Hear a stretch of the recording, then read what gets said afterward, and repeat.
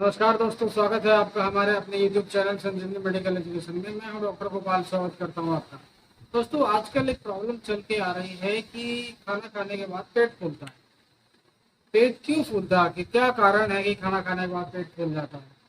उसके क्या कारण है, क्या लक्षण है, क्या इलाज है, क्या उपाय है, और उसके बारे में हम जानेंगे।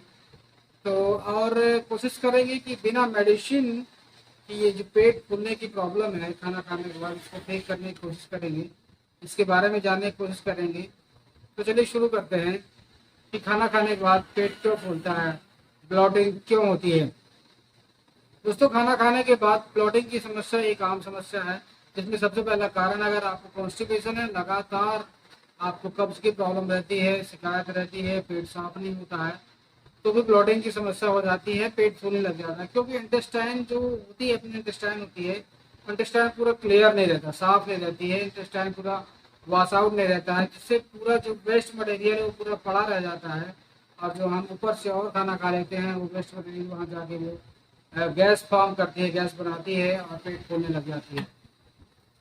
तो पहला कारण ये हो सकता है। दूसरा कारण है, आप कोई ऐसा चीज खाते हैं जिससे जो आपको टॉलरेट नहीं कर रहा है। जैसे कुछ ऐसा चीज आप खा रहे हैं, जैसे कोई फ्रूट्स इंटॉलरेंस होता है कई लोगों को। कई लोग को कच्ची चीजें यानी खीरे, ककड़ी, चुकंदर, ये सारी चीजें इंटॉलरेंस होती है। इनको खाने से पेशेंट को कई बार पेट फूलने लग जाती है और पेशेंट टॉलरेट नहीं कर पाता है, और ये सी दिक्कत आती है खाना खाने के बाद पेट फूलने का। दूसरा, कई लोग दूध लेते हैं, दूध लेने के बाद इंटॉलरेंस हो जाता है, दूध पचता नहीं है, दूध एडजस्ट नहीं कर पाता है, तो दूध पीने के बाद या खाना खाने के बाद दूध लेता है तो पेट फूलने लग जाती है। तो तीसरा कारण ये हुआ। चौथा कारण है सीलिएक डिजीज होती है, इंटेस्टाइन के इंटेस्टाइनल डिजीज होती है, जिसमें कि एब्जॉर्प्शन कैपेसिटी बहुत हद तक कम हो जाती है। उसके कारण भी आपका पेट फूलता है खाना खाने के बाद। जब चौथा है, अगर आप कोई ऐसी चीज ले लेते हैं जैसे कि गैस फॉर्म करती है, जैसे सोडा ले लेते हैं या कुछ और आइटम ले लेते हैं, उसके कारण भी आपको पेट फूलता है खाना खाने के बाद। तो उसके लिए आपको क्या करना होगा कि आपको डाइट में आपको परहेज करना पड़ेगा। डाइट जैसे ऐसी चीज़ें आपको नहीं लेना है जो आपके खाने के बाद आपको पेट फुलाता है। जैसे आप कच्ची चीज़ खाने के बाद पेट फूलता है, तो आप कच्ची चीज़ें को खाने के लिए आपको कम करना पड़ेगा। तो सर, अगर है ना आपको कॉन्स्टिपेशन है, तो कॉन्स्टिपेशन आप इंटेस्टाइन को साफ रखिए, इंटेस्टाइन को क्लियर रखिए। उसके इंटेस्टाइन अगर साफ रहेगा तो ब्लोटिंग की समस्या नहीं आएगी, पेट फूलने की समस्या नहीं आएगी। अगर आपको और ऐसी चीज खाने की हैबिट है, दूध लेने की हैबिट है, तो उसको छोड़ना होगा। तो आपको उसके लिए क्या करना चाहिए था? ऐसे खाना खाने के बाद अगर आपको ब्लोटिंग की समस्या होती है, तो खाना खाने के पहले आपको पानी पीना होगा।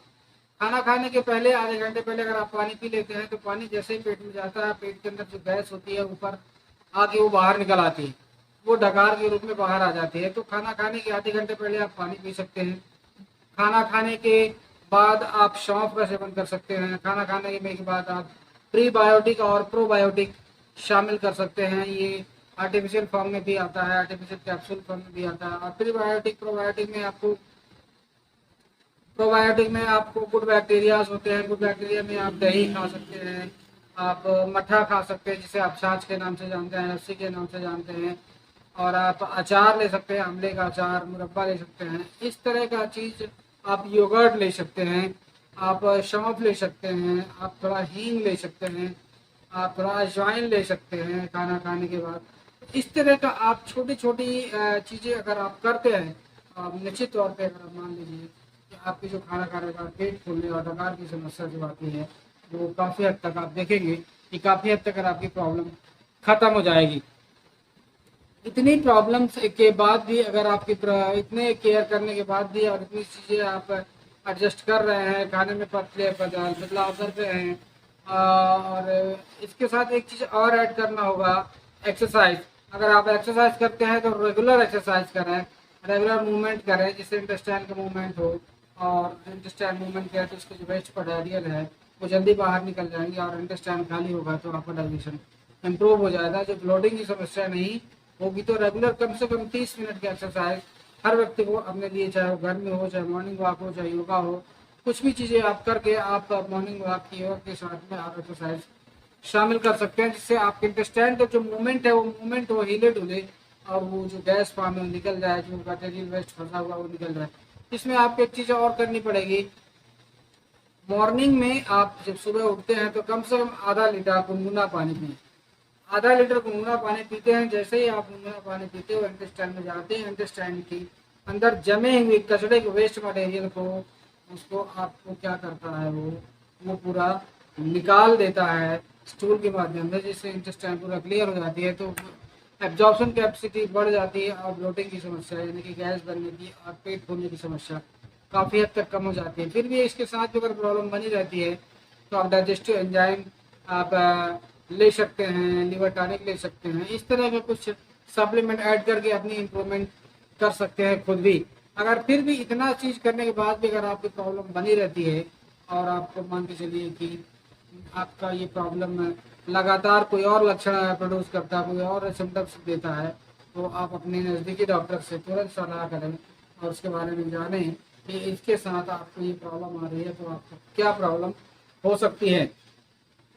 तो ब्लॉटिंग की समस्या कोई बड़ी समस्या नहीं है, कई लोगों को नॉर्मल रहता है, आता रहता है, छोटी छोटी चीज़ें कभी कभी ये नॉर्मल प्रॉब्लम होती है। लेकिन ये अगर परसिस्टेंट लगातार बना हुआ है, अगर लगातार बना हुआ और कोई लक्षण अलग से भी परसिस्ट कर रहा है, अलग से भी सिम्टम्स दे रहा है, तो आप निश्चित मान के चलिए कि आपको डॉक्टर से मिलने की ज़रूरत है, अपने कंप्लेंट के बारे में बताने की ज़रूरत है।